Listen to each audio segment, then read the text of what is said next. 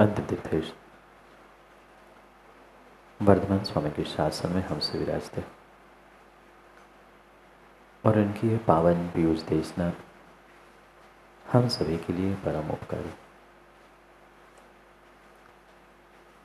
अनादिकाल से हमारे इस आत्मा में जो जन्म जरा और मृत्यु रूपी रोग लगे, उन रोगों का उपशमन करने वाले कोई परम औषधि है तो वह एकमात्र यह जनवाणी। भव्यात्मा, एक शिष्य गुरु के साथ चल रहा था। चलते चलते शिष्य के मन में जिज्ञासा हुई और शिष्य ने गुरु से पूछा कि गुरुजी, जीवन क्या है?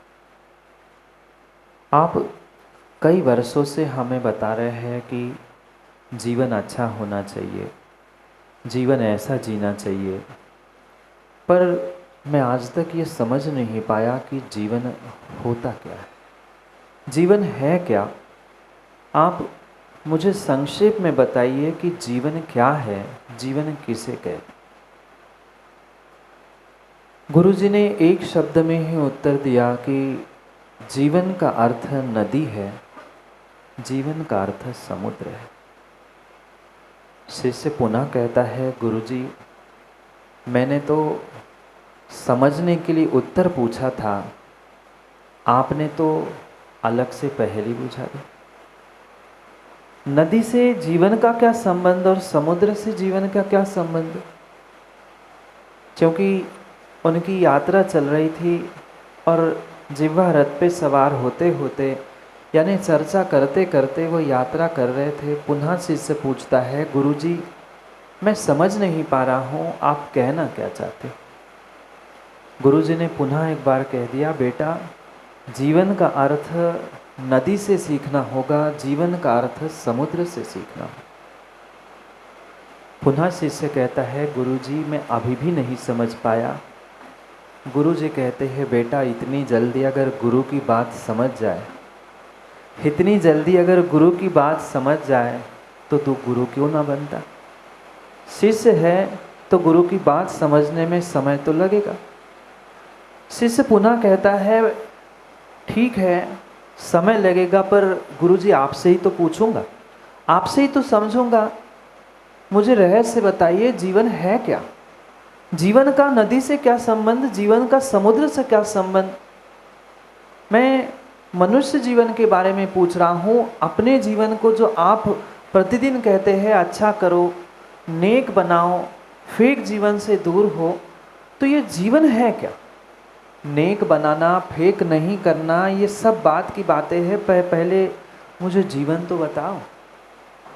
गुरुजी ने कहा, बेटा, नदी देखी तुमने? शिष्य ने कहा, हाँ। समुद्र देखा तुमने? उसने कहा, हाँ। समुद्र और नदी जीवन के समान तभी शोभा को देती है जब वह अपने मर्यादा में बहती। जब तक नदी का पानी मर्यादित है, दोनों तट के मध्य है, तब तक ही वो नदी नदी है, अन्यथा बाढ़ आकर सबको बर्बाद करने वाली है।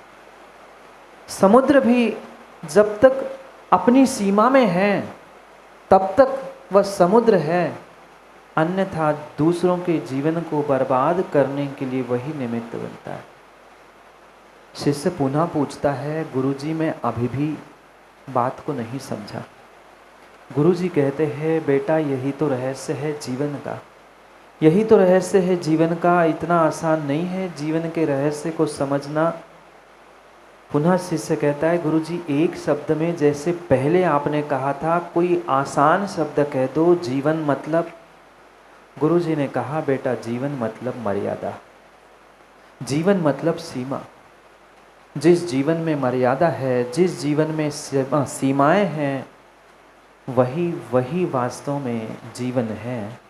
और जिसने सीमाओं का उल्लंघन किया, मर्यादाओं का उल्लंघन किया, संयम सदाचार का उल्लंघन किया, उसका जीवन जीवन है ही नहीं।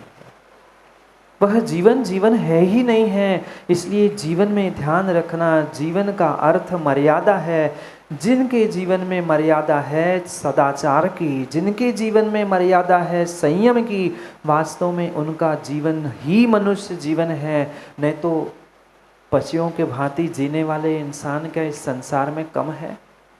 कहने के लिए तो इंसान बने, कहने के लिए तो मनुष्य बने, पर क्या जीवन में सदाचार, जीवन में संयम रूपी कुछ मर्यादा, कुछ सीमाएं बांधने का प्रयास किया?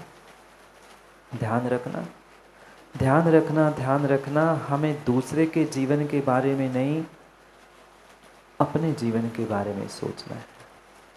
क्या मेरा जीवन वास्तव में जीवन है? क्या आज तक मैंने जीवन के इस रहस्य को समझते हुए उसे कभी नेक बनाने का, मर्यादित बनाने का प्रयास किया? नहीं किया, नहीं किया। पाटोदी जी, सर्वोत्कृष्ट सर्वोत्कृष्ट पर्याय मनुष्य पर्याय मिलने के बाद मुनिराज बनने की होती है।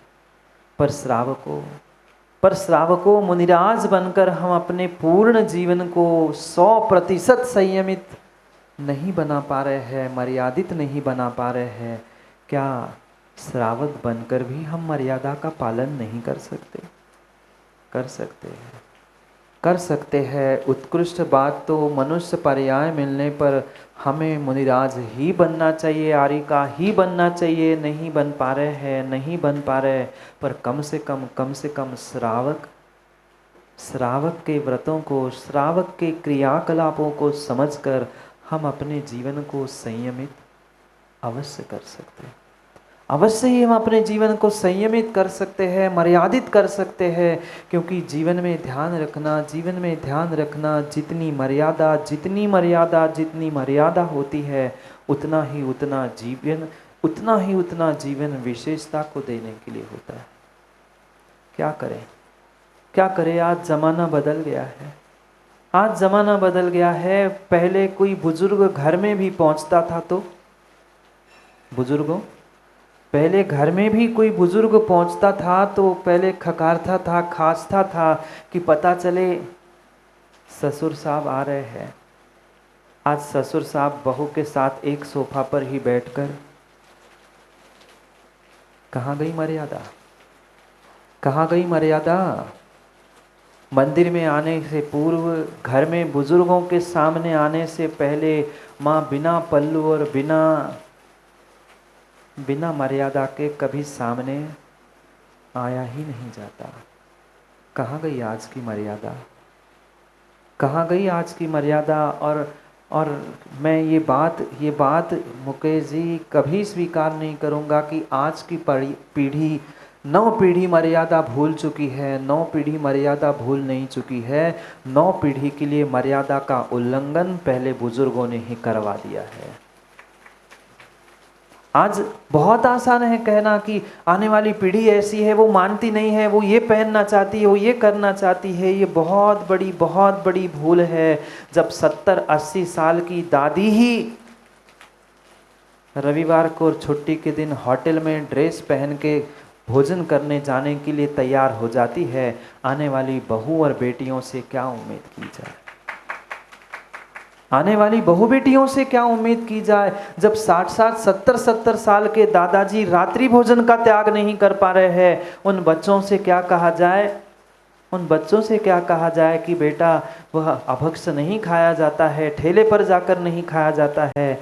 मात्र कहने से कोई भी नहीं सुधरता। तुम्हें कुछ करके दिखाने की आवश्यकता है, तुम्हें कुछ करके दिखाने की आवश्यकता है। ये ध्यान रखना।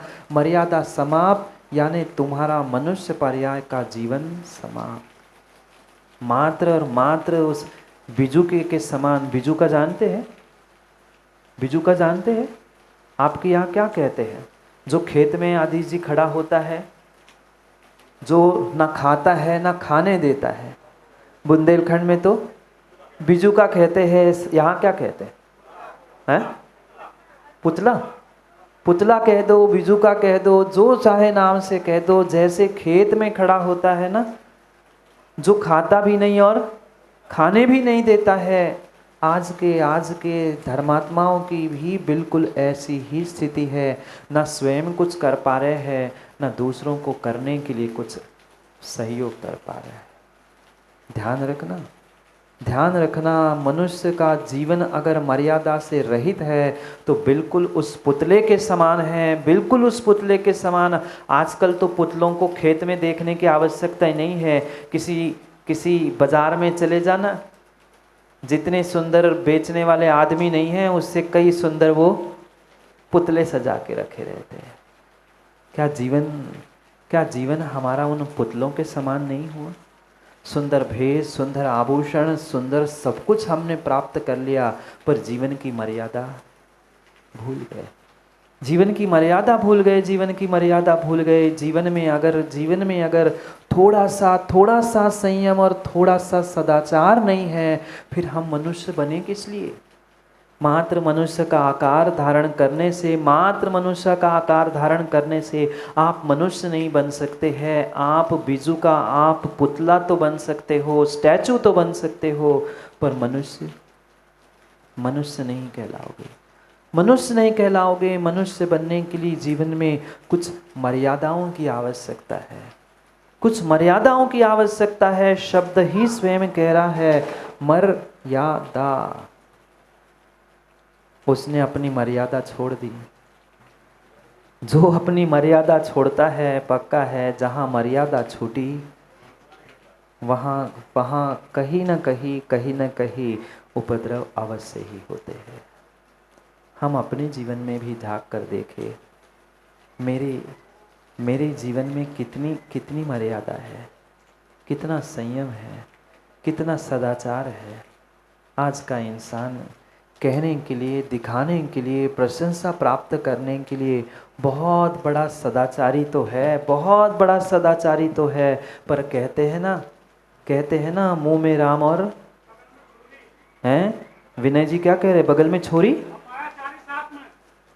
मुंह में राम और बगल में आजकल छुरी नहीं, छुरी की जगह छोरी भी पता नहीं क्या क्या बगल में।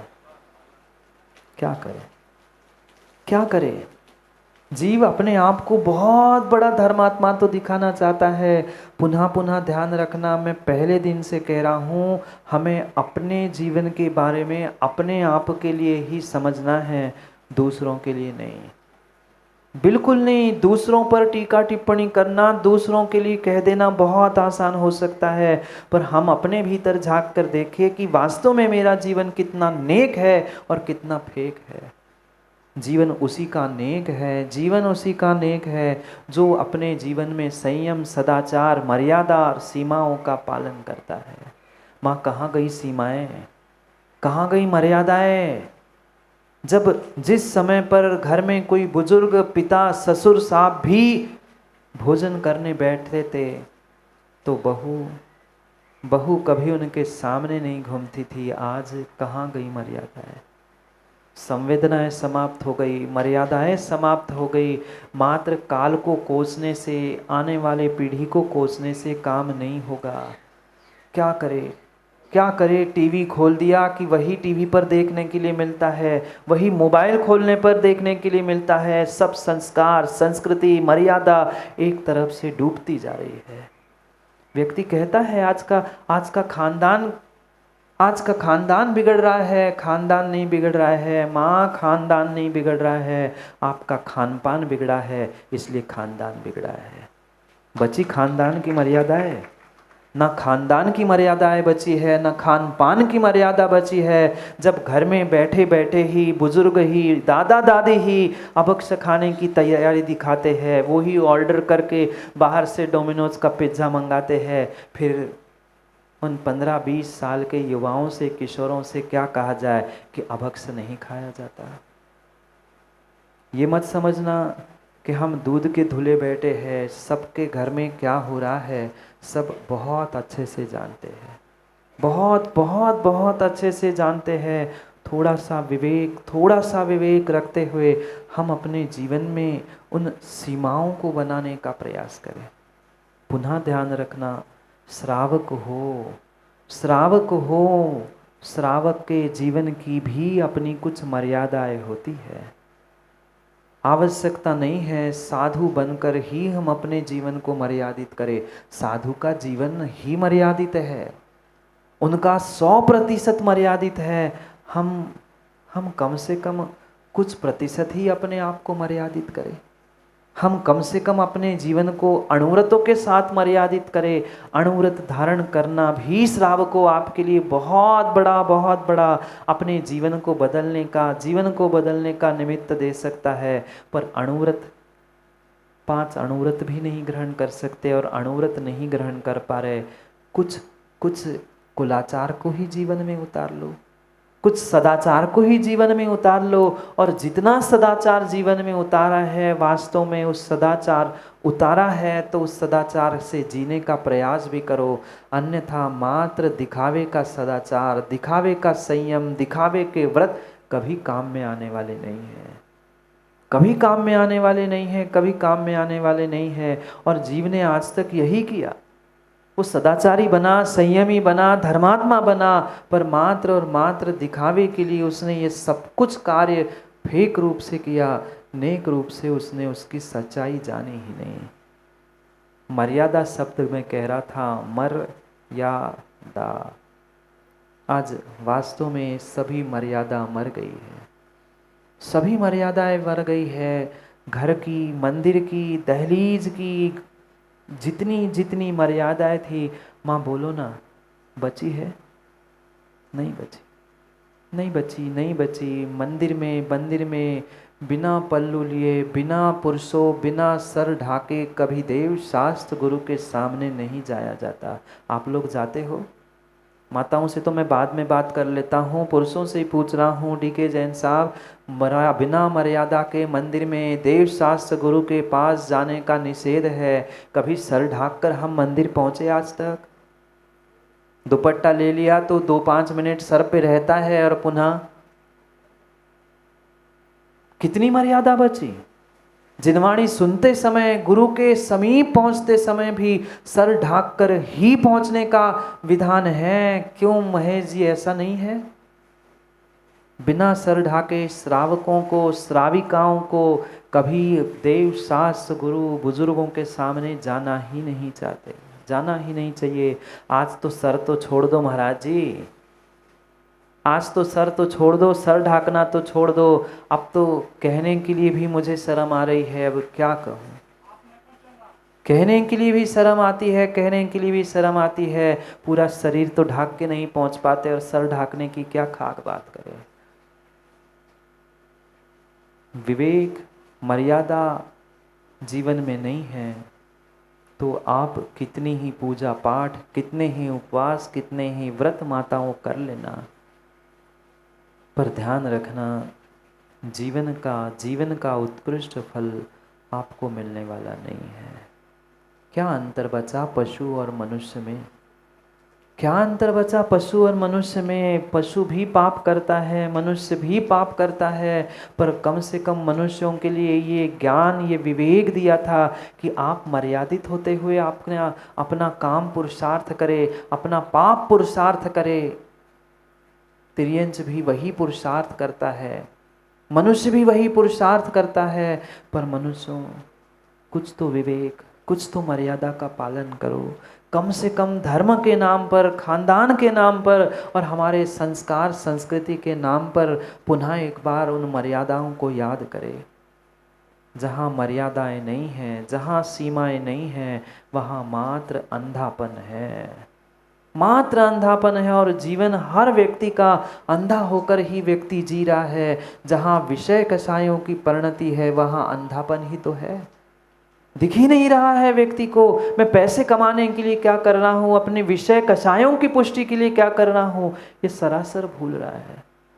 और जहाँ व्यक्ति ने अपनी मर्यादा भूल दी, जहाँ व्यक्ति ने अपनी मर्यादा खो दी, वह बाद में अपने आप को कितना भी ईमानदार, नेक बनाने का प्रयास कर ले, पर ध्यान रखना, चाहे मुख से बोलते हुए हमने मर्यादा छोड़ दी, वाणी संयम का उल्लंघन कर दिया, प्राणी संयम छोड़ दिया, चाहे हम इंद्रिय संयम से असंयम तक पहुंच गए, ये पक्का है जहाँ संयम से असंयम की ओर, मर्यादा का, सीमा का उल्लंघन हुआ, समाप्त।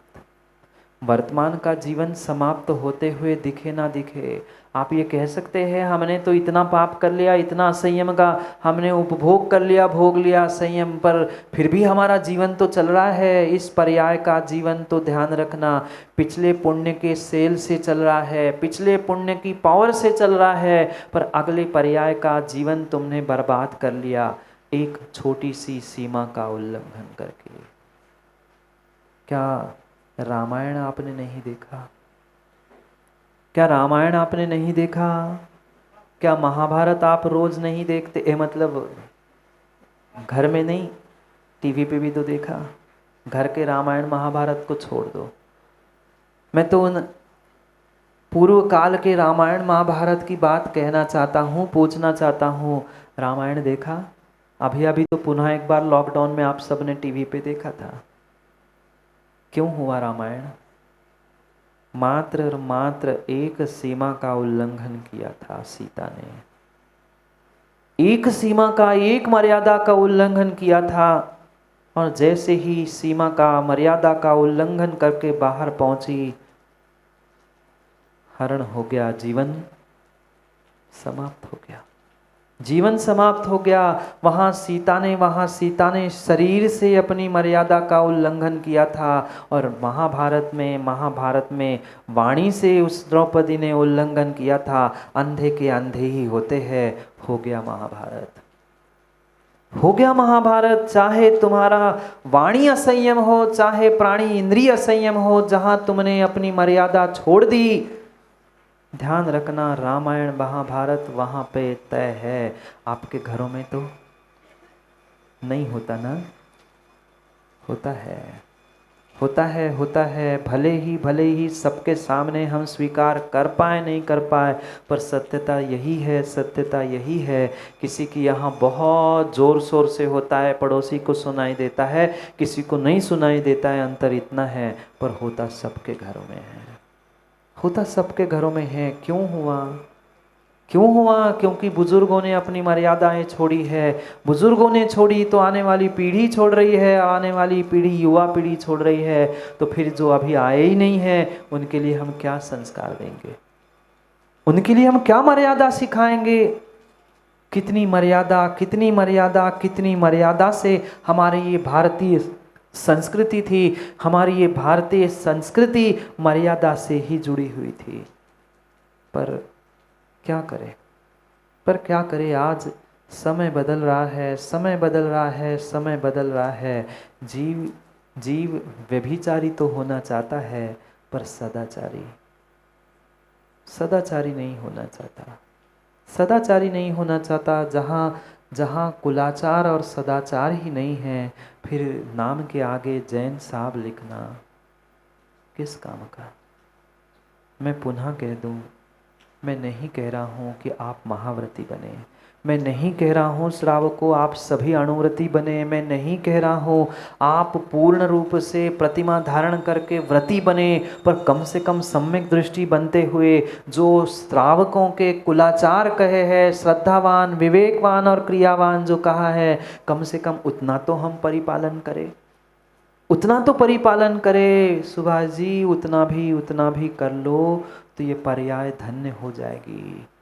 उतना ही कर लो, मात्र 6 आवश्यकों का पालन, और जो 3 कुलाचार कहे हैं, 8 मूल गुण कहे हैं, उनका ही परिपालन कर लो, पर्याप्त है। इतना ही सदाचार कुलाचार पर्याप्त है, अन्य कुछ करने की आवश्यकता नहीं है छठे काल से बचने के लिए।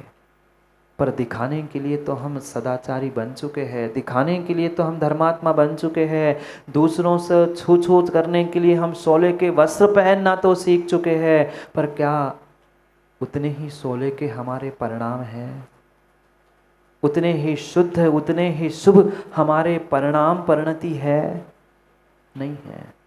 और जहाँ हमारे सोले के परिणाम नहीं हैं, मात्र सोले के वस्त्र और सोले के आभूषणों से, सोले के परिधानों से काम नहीं होगा। परिधानों के समान इंद्रो परिणाम भी चाहिए। परिधान तो बदल गए ना, आपके इंद्र बन गए सो, परिधान तो बदलना आसान है, पर परिणाम बदलना कठिन है। जहाँ परिणामों की मर्यादा होती है, नियम से परिणति की, परिधानों की भी मर्यादा होती है। आज हम बाहर की भी मर्यादा छोड़ चुके और अंदर की भी मर्यादा छोड़ चुके।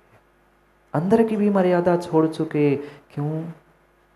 क्योंकि पता नहीं हम किन बातों को विनय जी लेकर, हम किन बातों को लेकर सत्य से अनजान होकर घूम रहे हैं। किन बातों को लेकर हम सत्य से अनजान होकर घूम रहे हैं, हमें स्वयं को नहीं पता। हम जानते तो सब कुछ है, जानते तो सब कुछ है। क्या आप लोग नहीं जानते 5 पाप होते हैं? कौन नहीं जानता 5 पाप होते हैं? सब जानते हैं, बच्चों को पढ़ाते हैं, पर हम पापों से दूर हो पाए। हम ये जानते हैं 4 कसाय होती है, कसायों से वह दुर्गति होती है, पर हम कसायों से बच पाए नहीं। फिर कैसे हम आँख वाले हैं ये मान सकते हैं। दिख रहा है सामने गड्ढा है, पाप है, फिर भी कूदे जा रहे हैं। नहीं कूदते। जानते हैं पाप करने से नरक जाना पड़ता है। कौन नहीं जानता पीछे तक कि पाप करने से नरक जाना पड़ता है? नीरज जी जानते हो? छोड़ दिया? नहीं। आंखें होने पर भी हम अंधे हैं, क्योंकि आंखें मात्र बाहर की चरम चक्षु की खुली है। हमारी सीमा, हमारी मर्यादा, हमारी विवेक, हमारी श्रद्धा की आंखें बंद है। हम देखकर भी नहीं देख पा रहे हैं, हम जानकर भी नहीं जान पा रहे हैं, क्योंकि हमने निर्णय करके रखा है हमें जानना ही नहीं है। काल को मत दोष देना। बहुत सारे ऐसे भी जीव है, कहते महाराज जी पंचम काल है, इसमें तो ऐसा होना ही है, ऐसा होना ही था। पंचम काल में दोष नहीं है, दोष हमारे परिणाम, हमारी परिणति में है। हमने अपने जीवन की मर्यादाओं को छोड़ दिया है, हमने अपने धर्म की मर्यादाओं को छोड़ दिया है। जिन स्थानों में आकर हमें पुण्य का आश्रय करना था, पाप की निर्जरा करनी थी, वही मर्यादा का उल्लंघन करते हुए हम पाप का आश्रय कर लेते हैं। सही बताना, क्या मंदिर में आकर हम धर्मात्मा की मर्यादा का परिपालन माताओं करते हैं? अपने आप से और गुरु से कहना, अड़ोस पड़ोस से किसी से मत कहना। मंदिर में भी पहुंचकर क्या सुनील जी हम अपनी धर्मात्मा पने की मर्यादा का परिपालन कर पाते हैं? नहीं। हमें इतनी प्रत्येक कार्य करने में जल्दी होती है, चाहे भगवान का अभिषेक हो, मुनिराज को दान हो, चाहे जिनवाणी सुनने का हो, चाहे अर्घ्य चढ़ाने का हो। हम ये चाहते हैं जे पटकार ये हम गए। कभी अपने परिणामों को, अपनी इन क्रियाओं को हम विवेकपूर्वक समझे भी तो हम क्या कर रहे हैं, क्या करने जा रहे हैं। व्यक्ति को यही लगता है कि मैंने गलती की, किसी ने देखा ही नहीं। बिल्ली को देखा आप लोगों ने? नहीं देखा। दूध पीते हुए वो ये सोचती है मैंने आंख बंद कर ली तो दूध पीते कोई नहीं देख रहा, दूध पीते कोई नहीं देख रहा। पर बिल्ली कितनी भी आंख बंद करके बैठ जाए, पर दुनिया तो दूध पीते उसे देख ही रही है। मर्यादा ऐसी होती है। हम यही सोचते हैं हम तो चोरी छुपे करके आ गए पाप, पर चोरी छुपे तुमने मर्यादा का उल्लंघन भले ही किया है, चोरी छुपे मर्यादा का उल्लंघन भले ही आपने किया है, पर कर्म तो कहेंगे बेटा आज नहीं तो कल तो कर्मोदय में आएंगे। बिल्ली कितनी ही आंख बंद करके दूध पी ले, पर जैसे ही पीठे पर लाठी पड़ती है, पत्थर लगता है, फिर समझ में आता है कि दुनिया भी मुझे देख रही थी। दुनिया देखे नहीं देखे, सदाचारियों, धर्मात्माओं, दुनिया देखे ना देखे, पर भगवान तो सब कुछ देख रहे हैं। इसलिए सोचे विचार करे, हमारा जीवन मर्यादाओं के साथ, सदाचार के साथ अगर अगर पूर्णता की ओर है तो ही हमारा जीवन जीवन है, अन्यथा हमारा जीवन जीवन है ही नहीं है ही नहीं है। उस मर्यादा की ही बात कह रहे हैं आज आचार्य काम कुमार नंदी महाराज, जिसके पास श्रावक के करने योग्य कार्य है, संयम है, मर्यादा है, सदाचार है, वही जीव इस संसार में प्रशंसनीय है, अन्य नहीं। कितना ही दुनिया के नज़रों में हम धर्मात्मा बनकर घूमें, पर अपने आप से अगर अंदर से आवाज़ नहीं आ रही है कि हाँ मैं भी धर्मात्मा हूँ, तब तक हमारा धर्मात्मा बनना मात्र फेक है, ढोंग है, नकली है। पहले पढ़ते हैं श्लोक को, जहाँ आचार्य महाराज हमें समझाना चाहते हैं कि अंधा कौन है, आँख वाला कौन है। कितना ही आँख बंद करते हुए बिल्ली दूध पीने का प्रयास भी क्यों ना करे, पर वह बिल्ली कभी अच्छा कार्य कर रही है ऐसा स्वीकार नहीं किया जाता। पढ़ते हैं, सीमा न लंघ्या खलु संयमस्य अंधो न भूत्वा गमनं कुरुद्धं सौख्योपधिभूत सुसंयमस्य कार्यं सदैवाचरणं हि लोके। सीमा न लंघ्या, जीवन में कभी सीमा का उल्लंघन, मर्यादा का उल्लंघन नहीं करना चाहिए। पर महाराज हमारे लिए तो कोई लक्ष्मण है ही नहीं है जो लक्ष्मण रेखा खींच जाए। हमें पता ही नहीं है जीवन की मर्यादा क्या है, जीवन की सीमा क्या है, हम लांघ रहे हैं कि नहीं लांघ रहे हैं, इसका ही तो हमें विवेक नहीं है। हम कैसे अपने आप को सदाचारी बनाएं, कैसे हमारा आचरण बताएं। इसीलिए क्या संयम रूपी ही तुम्हारे जीवन की लक्ष्मण रेखा है, संयम ही तुम्हारी मर्यादा है, संयम ही तुम्हारी वह सीमा है।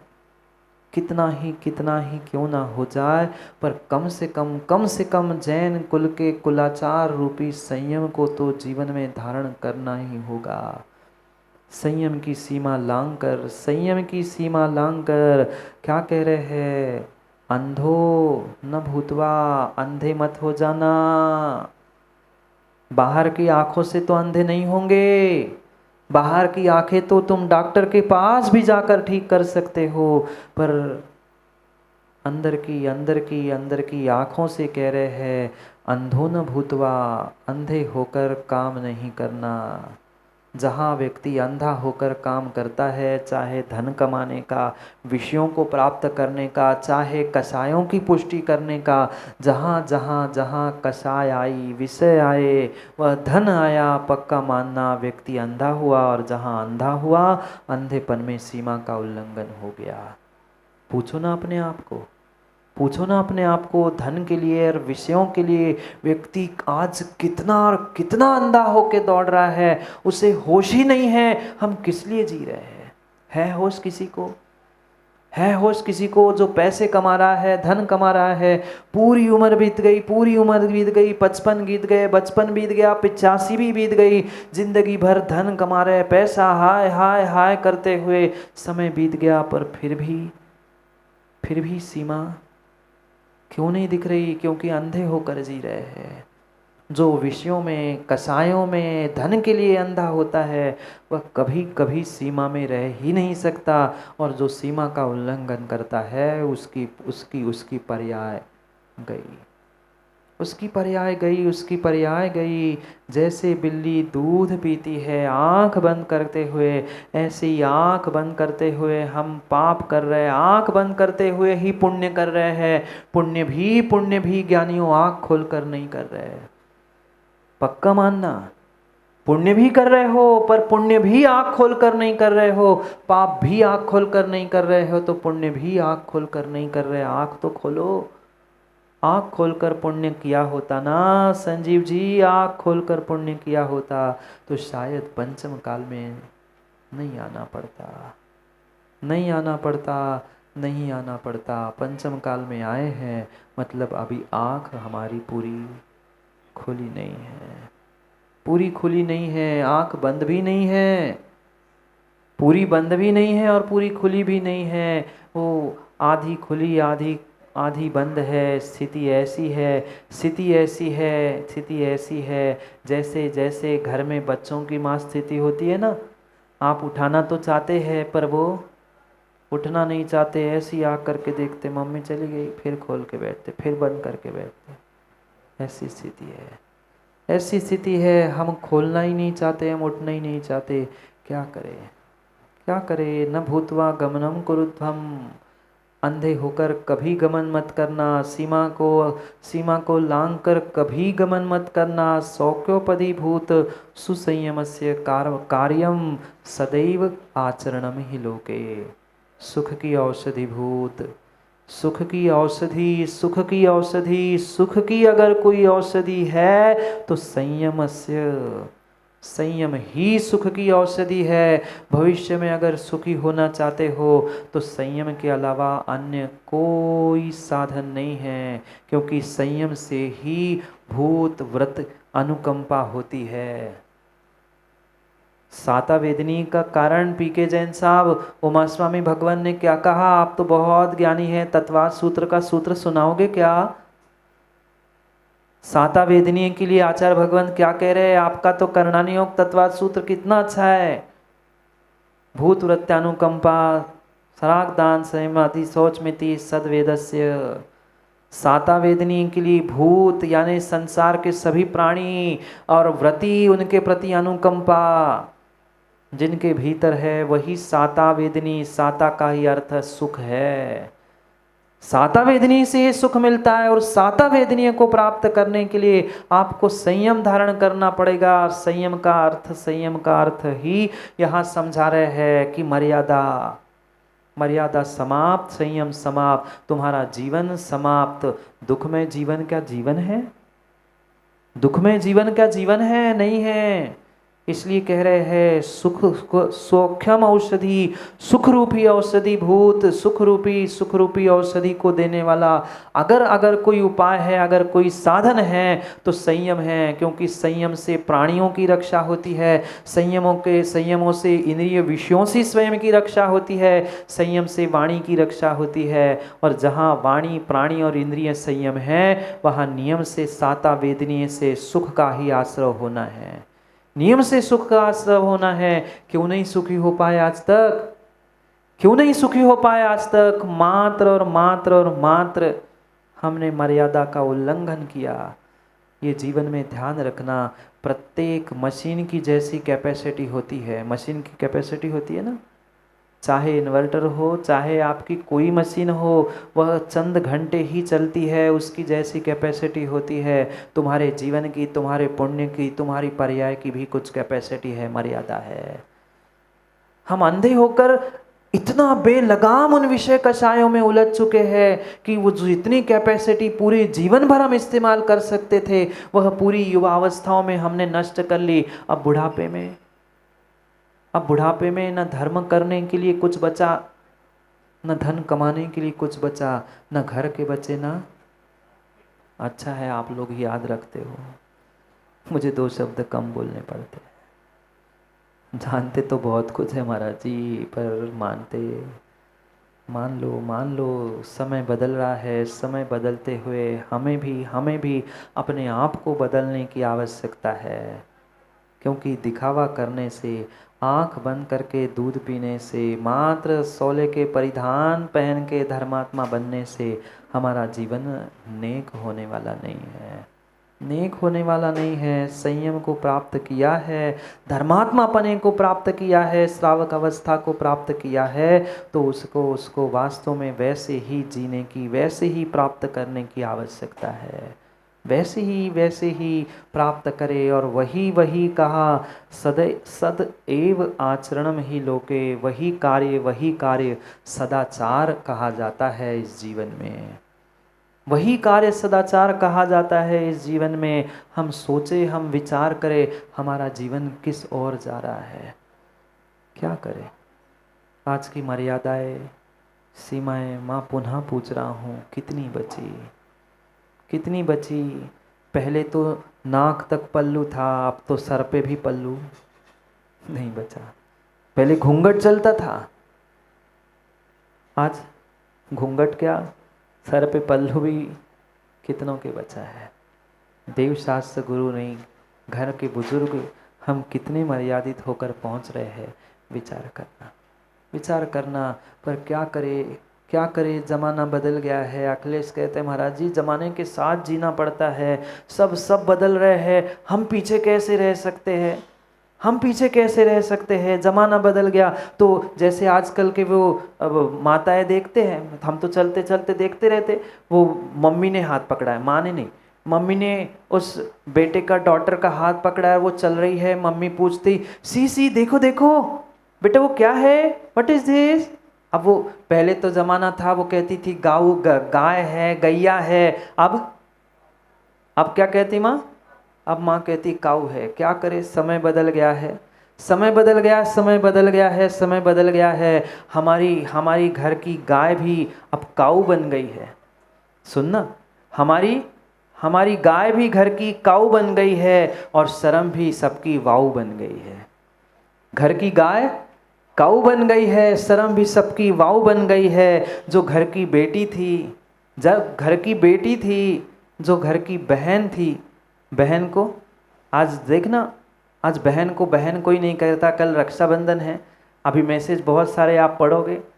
समय बदल रहा है, शब्द बदल रहे हैं। घर में जो बहन थी वह सिस हो गई है। पूरा नहीं, सिस्टर कोई नहीं बोलता, क्या बोलेंगे, सिस हो गई है। बहन भी सिस हो गई है और घर की गुड़िया मिस हो गई है।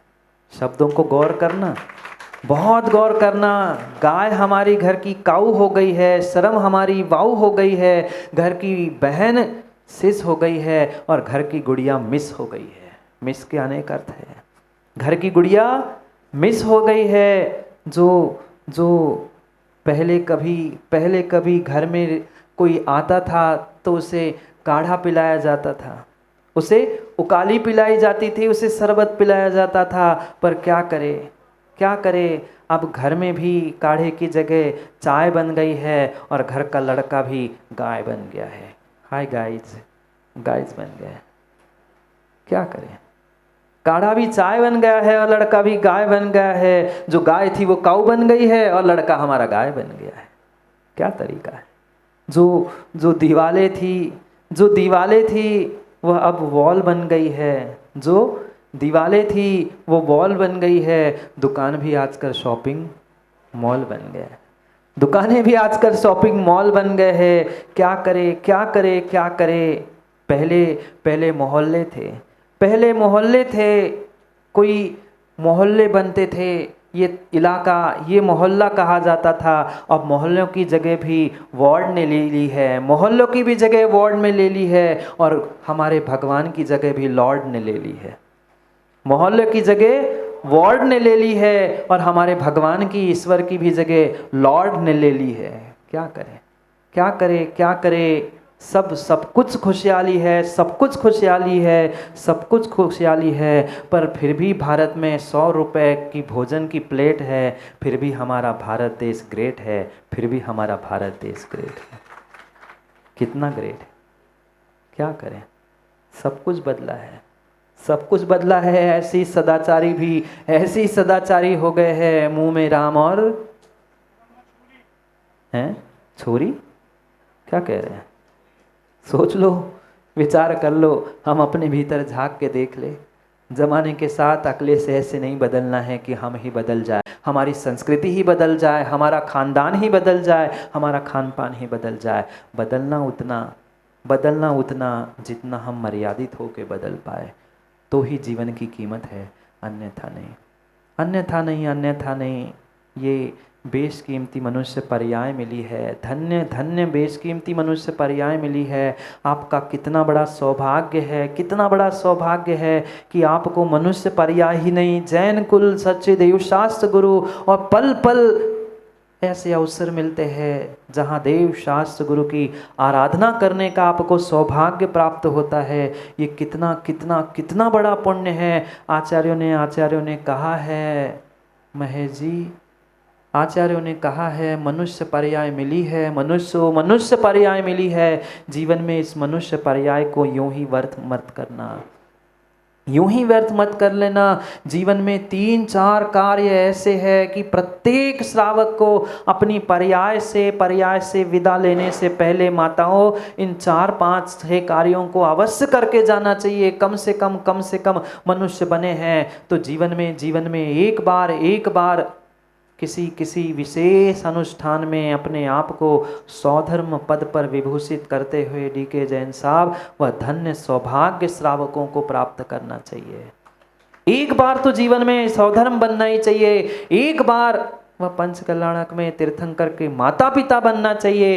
एक बार जितनी शक्ति हो, आचार्यों ने तो कहा है एक राई के दाने के बराबर भी माँ अगर शक्ति है ना तो उतनी ही भगवान की प्रतिमा विराजमान करनी चाहिए। श्रावक बने हैं तो धन का सदुपयोग, पर्याय का सदुपयोग मात्र इन पदों को और इन स्थानों को प्राप्त करने से ही संभव है।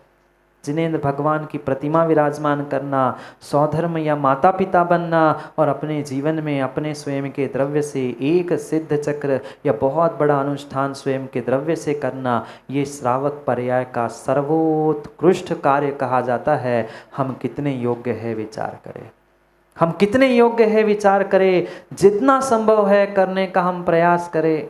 और ये तो मुकेश भाई नया इतिहास बनने जा रहा है। क्यों महेश जी? ये तो नया इतिहास बनने जा रहा है। पहले तो विद्वान मात्र, संजीव भाई, मात्र विद्वान और पंडिता ही करते थे। विद्वान मात्र विद्वानगिरी और पंडिता ही करते थे। आजकल विद्वान भी मुनिराज बनने लग गए हैं और विद्वान भी वह तीर्थंकर के माता पिता भी पंचकल्याणक में बनने जा रहे हैं। ये कितना बड़ा सौभाग्य है। ये ध्यान रखना, ये पात्रता जो मिली है कहीं ना कहीं उन शांतिनाथ भगवान की जो आपने जो विशेष सेवा और भक्ति करने का पुरुषार्थ किया है उसकी ही बदौलत ये मिलने जा रहा है। और ऐसा अलौकिक वह हजारों प्रतिमाओं का, क्योंकि सहस्त्रकूट है तो वो तो उतनी प्रतिमाओं का विचार कर लो रोहित भाई। सहस्त्रकूट के जिन बिंब और 11 फीट 11 फीट उत्तुंग वह प्रतिमा देखने जैसा वह दृश्य होगा जब इतने सारे जिन बिंबों का वह सूर्य मंत्र और संस्कार करके आपको सौभाग्य प्राप्त होगा। और मैं तो उनसे सबसे अधिक पुण्यात्मा आए क्या श्रेयांश और आनंदी? बैठे आनंदी जी? बैठे देख रहे, डॉक्टर साहब भी दिख गए। यह आप लोगों का सौभाग्य है विचार करना, जिन्होंने क्षेत्र के लिए सब कुछ किया। आज ये सौभाग्य उनको मिलने जा रहा है कि वह उस पंच कल्याणक के माता पिता बनते हुए वह मात्र माता पिता और व्यवस्थापक नहीं, ये ध्यान रखना। नहीं तो वहाँ मंच पे माता पिता के इसमें तुम व्यवस्थाओं में नहीं, अब उस पदों का भी आनंद ले लेना। सर्वोत्कृष्ट पद तीर्थंकर के माता पिता और सौधर्म का होता है और वह पद मिल रहा है। ये इससे बड़ा और कोई अतिशय शांतिनाथ भगवान का है ही नहीं है कि साक्षात उनके भक्ति का सदाचारी का ये फल मिलने जा रहा है। समय हो गया है वाओ काऊ देखने का, जाओ समय हो गया है। कहने के लिए तो बहुत कुछ है पर समय को समय पे समझना है, नहीं तो मुकेश जी अभी खड़े हो जाएंगे, डंडा लेके नहीं माइक लेके। मर्यादा उनको भी पता है, हमें तो और पहले ही पता है, इसलिए मर्यादा के पहले ही हम बंद कर दें। समय को समझना है।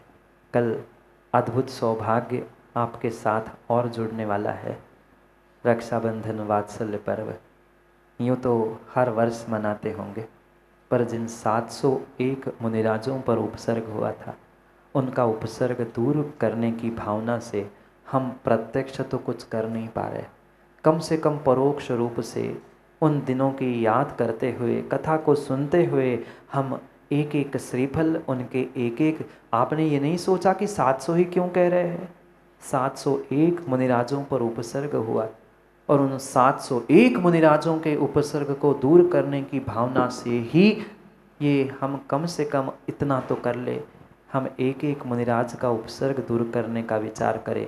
जितना संभव हो उतना संभव हो उतना हम प्रयास करें। उतने उपसर्गों को हम पुनः भूत में जाकर तो ठीक नहीं कर सकते। श्रीफल चढ़ा के धर्मात्माओं ये संकल्प करें कि हम आने वाले समय में किसी मुनिराज पे उपसर्ग नहीं आने दे, किसी धर्मात्मा पर उपसर्ग नहीं आने दे। इसीलिए ये श्रीफल चढ़ाते हुए हमें अपने आप को, अपने इस वात्सल्य पर्व को मनाने का पुरुषार्थ करना है। नहीं आओगे ना? नहीं आओगे ना? कल अभी हवन परसों होना है। बहुत सारों को विकल्प हो रहा है कि कल ही हो जाए, पर कल हवन हो जाएगा तो फिर पवन चलेगी, चले जाओगे सब। कल फिर वह रक्षाबंधन का वह अद्भुत विधान और 700 श्रीफल के साथ हम पुरुषार्थ करेंगे। कैसे उन्होंने उपसर्ग को झेला होगा, कैसे उत्कर्ष प्राप्त किया होगा। पुनः कल समय पर, समय की बात के लिए समय पे मिलते हैं, क्योंकि समय पे किया गया काम समय को दिलाता है। बोली भगवान महावीर स्वामी।